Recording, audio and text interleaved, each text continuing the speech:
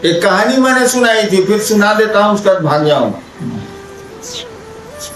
मच्छंदर नाथ का नाम सुना है आप लोग? इतिहास के पन्ने में वो आदमी हुआ है।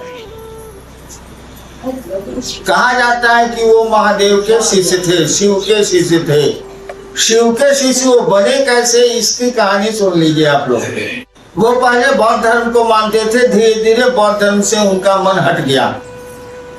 बौद्ध धर्म में बहुत ऊपर गए, उनका नाम बौद्ध धर्म में मीनपा था, लेकिन हट गया मन।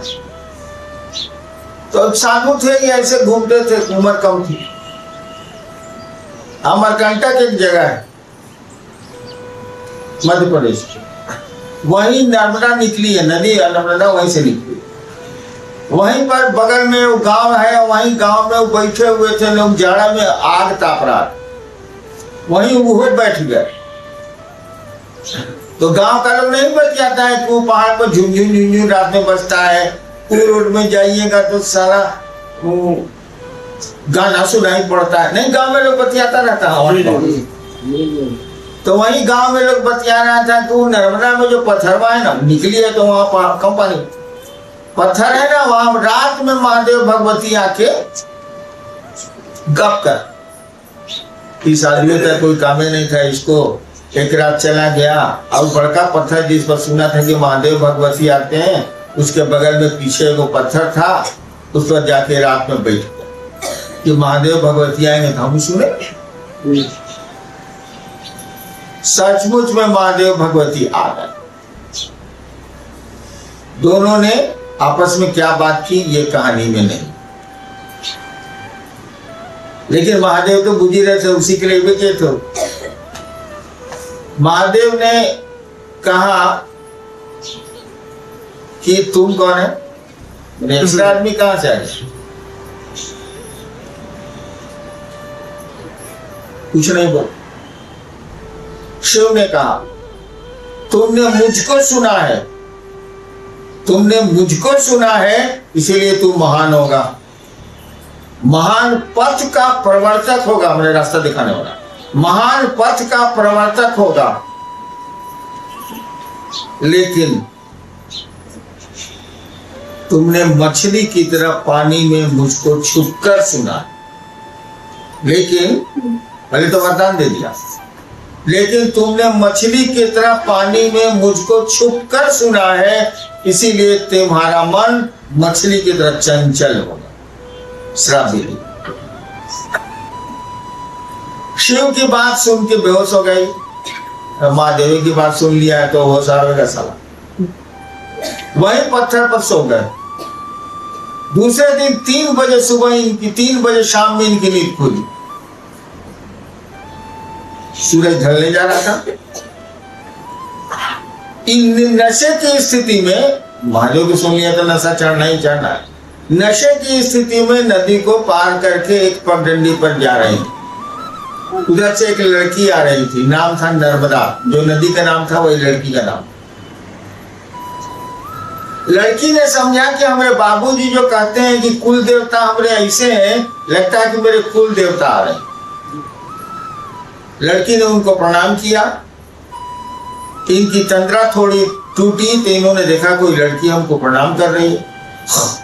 आशीर्वाद के लिए इन्होंने ऐसे सूरज की किरणों को पकड़ा, हाथ में सोना आ गया, उसके ओढ़नी में इन्होंने डाल दिया। लड़की ने उसको उठाया, भारी था, सोना भारी हो गया ना, उसमें सुगंध थी। कहा जाता है मच्छंदर सूर्य की किरणों से सोना बनाते थे जिसमें सुगंध होती। वो शिव को सुनने के बाद उनको पावर आया। उसके बाद उसी लड़की के साथ उसके घर चले गए, बगल का गांव, रहने लगे। धीरे धीरे धीरे धीरे गांव में हल्ला हुआ कि एक जोगी आया है, लड़की के फेर में रहता होता है। अब लड़की के माँ बाप चाह रहे थे कि भागे यहां से, तो बहाना क्या बना में, पहले जोगियों की बहुत इज्जत थी, सही में जोगी होते थे तो इज्जत होगी। तो गांव वालों ने कहना शुरू किया कि हम लोग अपने खाने के लिए नहीं, आपको कहां से खिला। सो तो हम लोग नर्मदा के खड्ड में मछली मारते हैं। आजकल मछली भी अपने खाने से ज्यादा नहीं हो रही है, तो बाल बच्चे को कैसे पालें और आपको कहां से खिलाएं? सुनते सुनते एक दिन शाम में ये नर्मदा के साथ उठे और चले गए नर्मदा के जहां मछुआरे जाल फेंकते। मछुआरों ने जाल खींचा, जाल में मछली ही नहीं थी, नहीं पकड़ा रहे। आप जाल फेंक सकते हैं, मछली नहीं घुसा सकते हैं। मच्छिंद्र नाथ ने कहा कि जाल मुझको दो। इन्होंने अकेले जाल फेंका, महाजाल, और मछुआरों को 10 मिनट के बाद कहा कि अब जाल निकालो। सारे गांव के मछुआरों ने कोशिश की, जाल टस से मस नहीं हुआ। मच्छिंद्र नाथ ने कहा कि जाल के छोर को मेरी ओर लाओ, और बाएं हाथ से जाल को घींच दिया।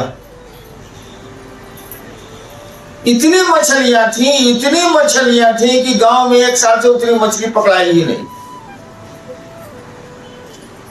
क्या इसके बाद नहीं ठहरे वो लड़की के साथ ही निकल गए, चले गए, गांव छोड़, इलाका छोड़ दिया। तो देखिए, जाल में मछलियां तो महादेव की दया से फंसेगी, वो हमारी आपकी कोशिश से नहीं होगा। लेकिन जाल तो आपको फेंकिएगा तबे ना मछली फंसेगी। बेटा तो महादेव की दया से होगा, ससुरा ब्याह करबे तो हम डूबे। आप कलेक्टर होंगे, आखिर ये खाली ये लेके से कि हम पढ़बे नहीं करेंगे, क्या पढ़बे नहीं कीजिएगा, क्या कहूँ पढ़िएगा तो हमारी तरह कलेक्टर हो जाइए। लेकिन पढ़बे नहीं कीजिएगा तो किसी की दया क्या करेगी? महादेव की दया है, आप काम नहीं कर रहे हैं काम आप, लेकिन कुछ बहाने भी बना रहे हैं, बहानों को छोड़िए और काम करें।